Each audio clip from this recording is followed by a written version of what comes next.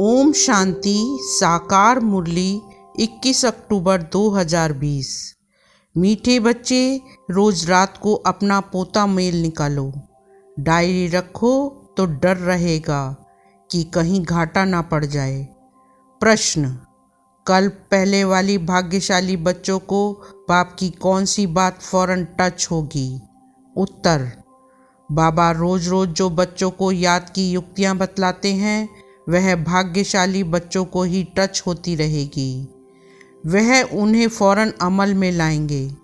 बाबा कहते, बच्चे कुछ टाइम एकांत में बगीचे में जाकर बैठो, बाबा से मीठी मीठी बातें करो, अपना चार्ट रखो तो उन्नति होती रहेगी। ओम शांति। मिलिट्री को पहले पहले सावधान किया जाता है। Attention please. बाप भी बच्चों को कहते हैं, अपने को आत्मा निश्चय कर बाप को याद करते रहो। बच्चों को समझाया है, यह ज्ञान बाप इस समय ही दे सकते हैं। बाप ही पढ़ाते हैं, भगवानो वाच है ना। मूल बात हो जाती है यह कि भगवान कौन है, कौन पढ़ाते हैं। यह बात पहले समझने और निश्चय करने की होती है, फिर अतीन्द्रिय सुख में भी रहना है। आत्मा को बहुत खुशी होनी चाहिए, हमको बेहद का बाप मिला है। बाप एक ही बार आकर मिलते हैं वर्षा देने। किसका वर्षा? विश्व की बादशाही का वर्षा देते हैं। 5000 वर्ष पहले मिसल। यह तो पक्का निश्चय है। बाप आया हुआ है, फिर से सहज राजयोग सिखलाते हैं। सिखलाना पड़ता है, बच्चे को कोई सिखलाया नहीं जाता है। आपे ही मुख से मम्मा बाबा निकलता रहेगा, क्योंकि अक्षर तो सुनते हैं ना। यह है रूहानी बाप। आत्मा को आंतरिक गुप्त नशा रहता है, आत्मा को ही पढ़ना है। परमपिता परमात्मा तो नॉलेजफुल है ही, वह कोई पढ़ा नहीं है। उनमें नॉलेज है ही। किसकी नॉलेज है यह भी तुम्हारी आत्मा समझती है। बाबा में सारी सृष्टि के आदि मध्य अंत की नॉलेज है।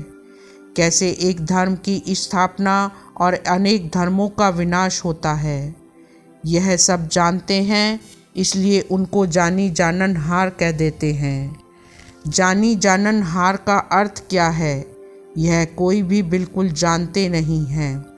अभी तुम बच्चों को बाप ने समझाया है कि यह स्लोगन भी जरूर लगाओ कि मनुष्य होकर अगर क्रिएटर और रचना के आदि मध्य अंत, ड्यूरेशन, रिपीटेशन को नहीं जाना तो क्या कहा जाए। यह रिपीटेशन अक्षर भी बहुत ज़रूरी है। करेक्शन तो होती रहती है ना। गीता का भगवान कौन? यह चित्र बड़ा फर्स्ट क्लास है। सारे वर्ल्ड में यह है सबसे नंबर 1 भूल। परमपिता परमात्मा को न जानने कारण फिर कह देते सब भगवान के रूप हैं। जैसे छोटे बच्चे से पूछा जाता है, तुम किसका बच्चा? कहेंगे फलाने का। फलाना किसका बच्चा? फलाने का। फिर कह देंगे वह हमारा बच्चा। वैसे यह भी भगवान को जानते नहीं तो कह देते हम भगवान हैं। इतनी पूजा भी करते हैं परंतु समझते नहीं। गाया जाता है, ब्रह्मा की रात तो जरूर ब्राह्मण ब्राह्मणियों की भी रात होगी। यह सब धारण करने की बातें हैं। यह धारणा उनको होगी जो योग में रहते हैं। याद को ही बल कहा जाता है। ज्ञान तो है सोर्स ऑफ इनकम। याद से शक्ति मिलती है जिससे विकर्म विनाश होते हैं। तुम्हें बुद्धि का योग बाप से लगाना है।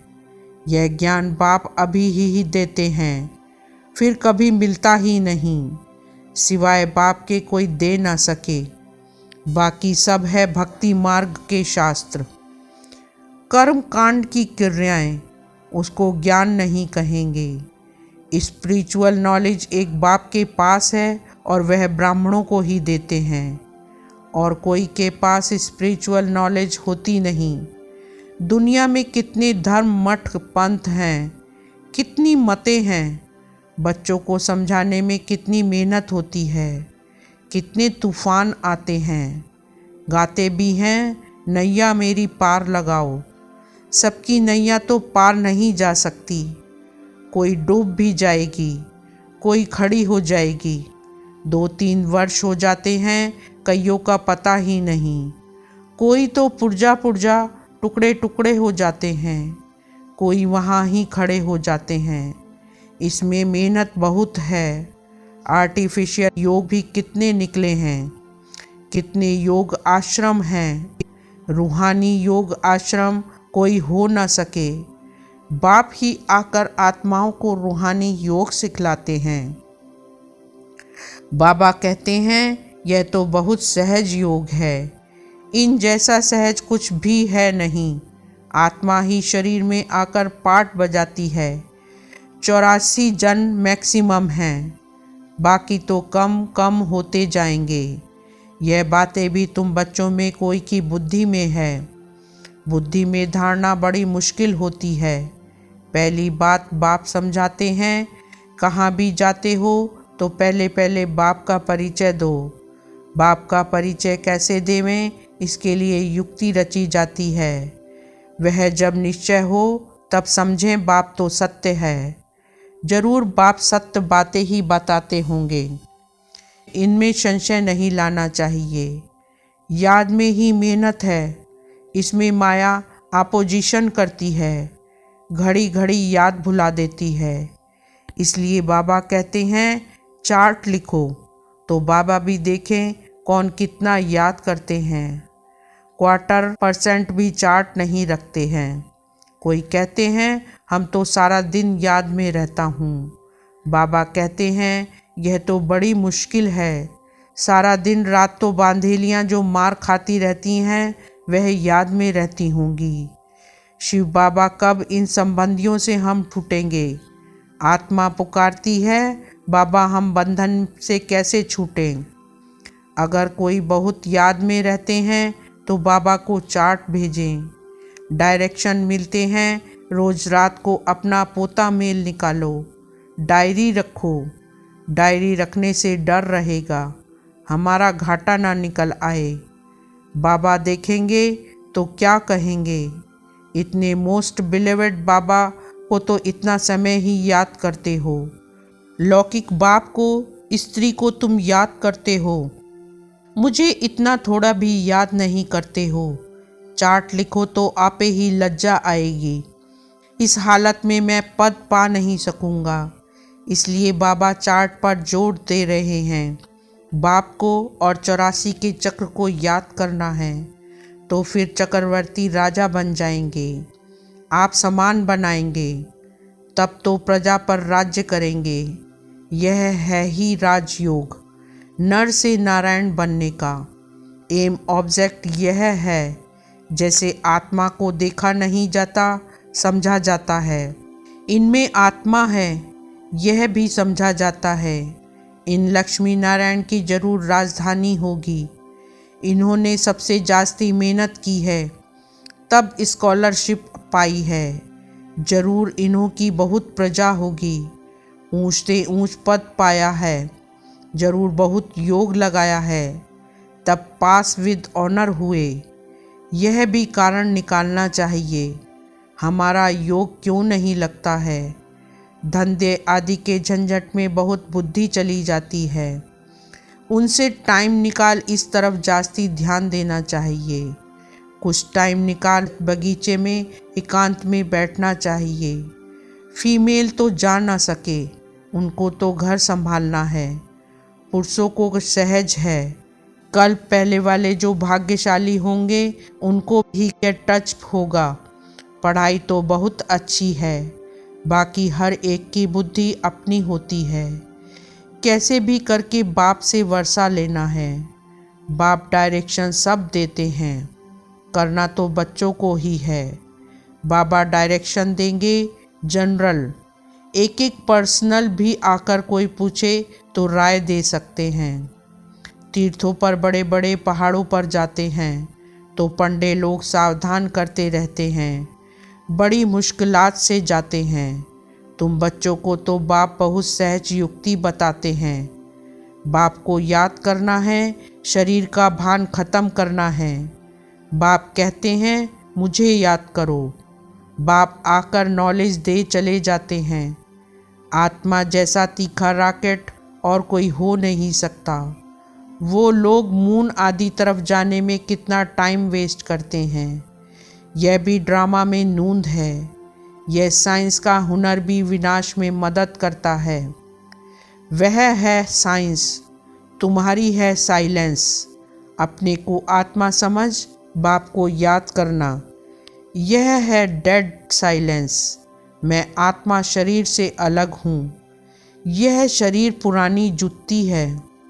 सर्प कछुए की मिसाल भी तुम्हारे लिए हैं। तुम ही कीड़े जैसे मनुष्यों को भू भू कर मनुष्य से देवता बनाती हो। विषय सागर से क्षीर सागर में ले जाना तुम्हारा काम है। सन्यासियों को यह यज्ञ तप आदि कुछ भी करना नहीं है। भक्ति और ज्ञान है ही गृहस्थियों के लिए। उन्हों को तो सतयुग में आना ही नहीं है। वह क्या जाने इन बातों से। यह भी ड्रामा में नूंद है इस निवृत्ति मार्ग वालों की, जिन्होंने पूरे 84 जन्म लिए हैं। वही ड्रामा अनुसार आते रहेंगे। इसमें भी नंबर वार निकलते रहेंगे। माया बड़ी प्रबल है। आंखें बड़ी क्रिमिनल हैं। ज्ञान का तीसरा नेत्र मिलने से आंखें सिविल बनती हैं। फिर आधा कल्प कभी क्रिमिनल नहीं बनेंगी। यह है बड़ी धोखेबाज। तुम जितना बाप को याद करेंगे उतना कर्मेंद्रियां शीतल होंगी। फिर 21 जन कर्मेंद्रियों को चंचलता में आना नहीं है। वहाँ कर्मेंद्रियों में चंचलता होती नहीं। सब कर्मेंद्रियां शांत सतोगुणी रहती हैं। देह अभिमान के बाद ही सब शैतानी आती है। बाप तुमको देही अभिमानी बनाते हैं। आधा कल्प के लिए तुमको वर्षा मिल जाता है। जितनी जो मेहनत करते हैं उतना ऊंच पद पाएंगे। मेहनत करनी है देही अभिमानी बनने की। फिर कर्मेंद्रियां धोखा नहीं देंगी। अंत तक युद्ध चलती रहेगी। जब कर्मातीत अवस्था को पाएंगे तब वह लड़ाई भी शुरू होगी। दिन प्रतिदिन आवाज होता जाएगा, मौत से डरेंगे। बाप कहते हैं यह ज्ञान सबके लिए है।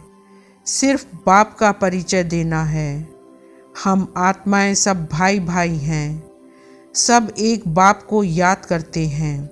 गॉड फादर कहते हैं करके कोई नेचर को मानने वाले होते हैं, परंतु गॉड तो है ना। उनको याद करते हैं मुक्ति जीवन मुक्ति के लिए। मोक्ष तो है नहीं। वर्ल्ड की हिस्ट्री ज्योग्राफी को रिपीट करना है। बुद्धि भी कहती है जब सतयुग था तो एक ही भारत था। मनुष्य तो कुछ भी नहीं जानते। इन लक्ष्मी नारायण का राज्य था ना। लाखों वर्ष की बात हो न सके। लाखों वर्ष होते तो कितनी ढेर संख्या हो जाती। बाप कहते हैं अब कलयुग पूरा हो, सतयुग की स्थापना हो रही है। वह समझते हैं कलयुग तो अर्जुन बच्चा है। इतने 1000 वर्ष की आयु है। तुम बच्चे जानते हो यह कल्प है ही 5000 वर्ष का। भारत में ही यह स्थापना हो रही है। भारत ही अब स्वर्ग बन रहा है।